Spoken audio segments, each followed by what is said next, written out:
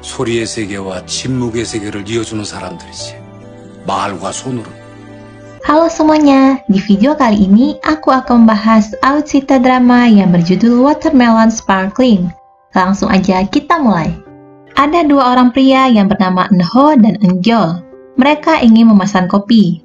Barista mengira mereka berdua tidak bisa berbahasa Korea, dan barista itu pun menggunakan bahasa asing. Ternyata dua pria itu menggunakan bahasa isyarat. Barista itu meminta mereka menuliskan minuman yang ingin mereka pesan. Ternyata salah satu pria itu bisa bicara. Adiknya meminta kakaknya untuk selalu menggunakan headphone. Adiknya menjelaskan agar mobil tidak mengklakson. Mereka tahu kakak tidak bisa mendengarnya. Jadi mereka akan memutari kakak dan bonusnya terlihat keren. Kakaknya adalah seorang tunarungu. Orang tua mereka juga seorang tunarungu. 나는 아니다. 나는 들을 수 있다. 말할 수 있다. Orang tua mereka bekerja membuatkan makanan untuk orang-orang yang bekerja di konstruksi. Eungjol membantu orang tuanya bekerja. Karena ia bisa bicara, jadi ia membantu orang tuanya untuk berkomunikasi dengan orang-orang. Saat malam hari, Eungjol terbangun dari tidurnya karena mendengar paduan suara yang merayakan Natal. 나가서 눈사람 만들자. Mereka berempat pun bermain salju di luar.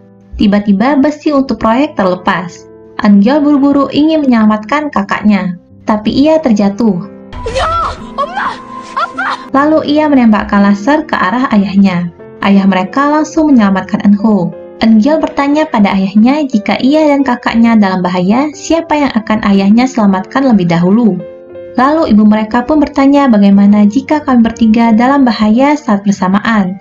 Siapa yang akan kau selamatkan lebih dahulu? Eungjol menyesal menanyakan pertanyaan itu pada ayahnya. Setelah hari itu, jawaban ayah muncul di benakku di setiap momen penting dalam hidupku. Hatiku selalu sakit. Mereka berempat pindah ke rumah yang baru. Rumah mereka terletak di ruang bawah tanah. Induk Semang datang menemui mereka. Dia berkata menyewakan dengan harga yang murah. Semua orang menentang kepindahanmu. Tapi aku meyakinkan mereka setidaknya kalian tidak berisik. Serta penyandang disabilitas, aku tidak punya prasangka terhadap kalian. Eungjol menjelaskan pada keluarganya bahwa Induk Semang menyambut mereka dan menyuruh kita memindahkan barang-barang sekarang. Eungjol sengaja tidak memberitahukan semua perkataan Induk Semang pada keluarganya. Induk Semang melihat banyak penghargaan milik Eungjol. Anak itu impian tiap orang tua. Dia pun menelpon anaknya. Mereka berempat menata rumah baru mereka. Ayah mereka berkata mereka akan sering pulang larut. Jika ada masalah, segera hubungi kami. 알았지? Ibu mereka berkata setelah selesai sekolah, datanglah ke restoran dan makan siang. Ayah mereka berkata saat matahari terbenam, pulanglah ke rumah. Eungjol langsung berkata, aku akan tetap bersama kakak apapun yang terjadi. Anak Induk Semang datang ke rumah mereka. Ia meminta izin pada orang tua Eungjol untuk mengajak Eungjol bermain dengannya. Aku ingin mengajaknya berkeliling di lingkungan kita. Eungjol ingin mengajak kakaknya. Byung-ho ingin mengatakan ibunya menyuruhnya untuk berteman dengan Eungjol yang memiliki nilai bagus, tapi tidak jadi. Ia berkata ini hanya untuk anak kelas 4, dan mari bermain dengan kakakmu lain kali.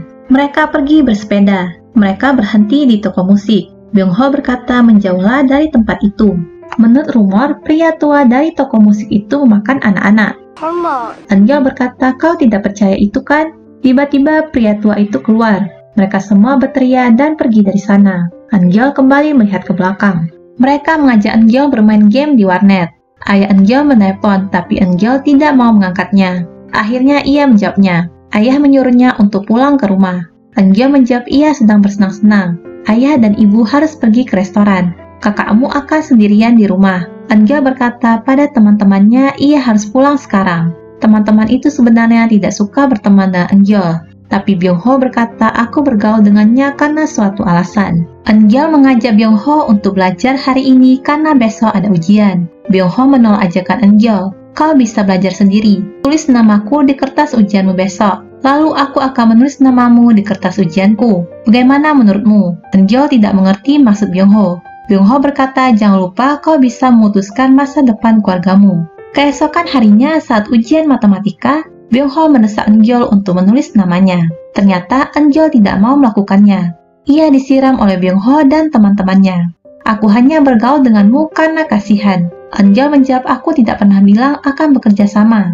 Eungjol berkata aku akan membiarkannya hanya sampai hari ini. Lain kali akan kuadukan ke ibumu.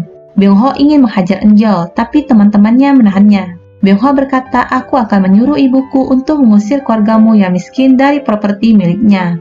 Eun-gyeol berjalan pulang ke rumah. Ia mendengar lagu di toko musik. Ia pun berhenti dan menangis di sana. Pemilik toko musik keluar dan memberikan handuk pada Eun-gyeol.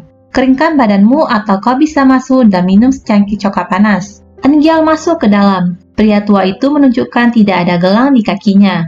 Byung-ho dan teman-temannya berkata pria tua itu memiliki gelang di kakinya. Gelang kaki itu pertanda pelaku kejahatan yang diberikan oleh polisi. 잘 먹겠습니다. Pria tua itu bertanya, kenapa kau menangis karena para anak nakal itu? Mereka kejam dan tidak ada yang mau berurusan dengan mereka. Jadi abaikan saja mereka. Eun-gyeol menjawab, aku tidak menangis karena mereka. Aku menangis karena lagu itu. Lagu itu membuatku sedih. Lagu itu seperti berbicara padanya. Pria tua itu bertanya, apa kau tahu Eric Clapton? 그게 누군데요? Pria tua itu berkata, jangan memendamnya dan beritahu pada orang tuamu.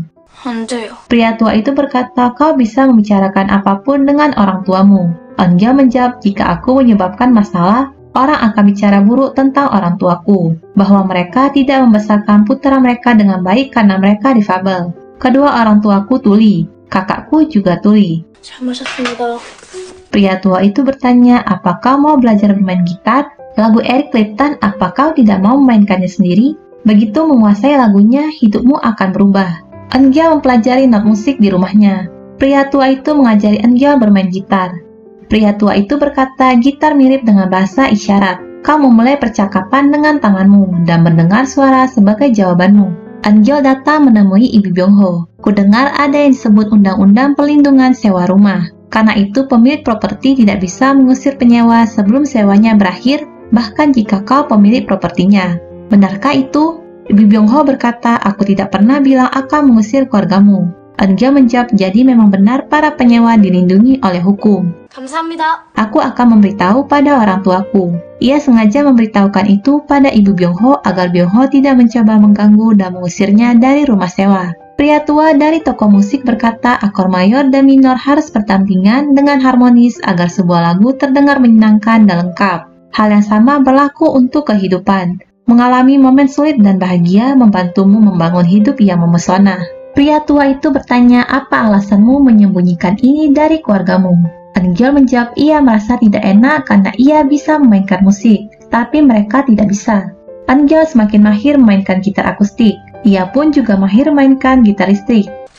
이게 뭐예요? Pria tua itu meminta Eun-gyeol mendengarkan lagu dan menyuruhnya mencoba membuat riff gitar. Jika menurutku itu terdengar cukup bagus, aku akan memberimu gitar itu. Aku tahu kau menginginkannya. 진짜요? Pria tua itu berkata lagunya belum selesai. Hanya ada melodi utama untuk gitar utama, dan istilah sisanya. Byung-ho sedang dihukum oleh ibunya karena mendapat nilai 0. Eun-gyeol memberikan jaket untuk Byung-ho.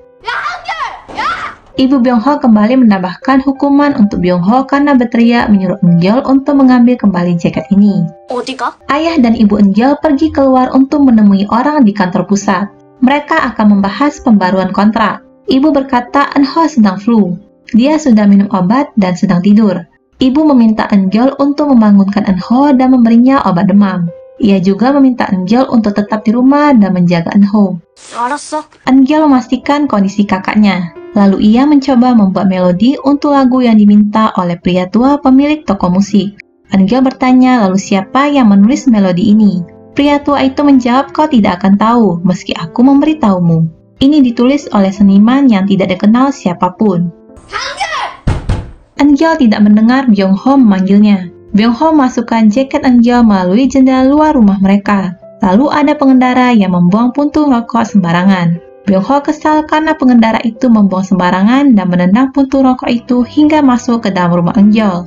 Byung-ho lupa menutup jendela rumah Eun-gyeol. Eun-gyeol memastikan kakaknya tertidur dengan baik. Eun-gyeol pergi keluar tanpa tahu tentang hal itu. Api dari puntung rokok membakar gorden. Eun-gyeol sibuk menghubungi pemilik toko musik, tapi pemilik toko musik tidak menjawab.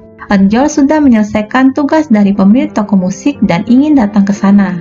Eun-gyeol tiba di toko musik.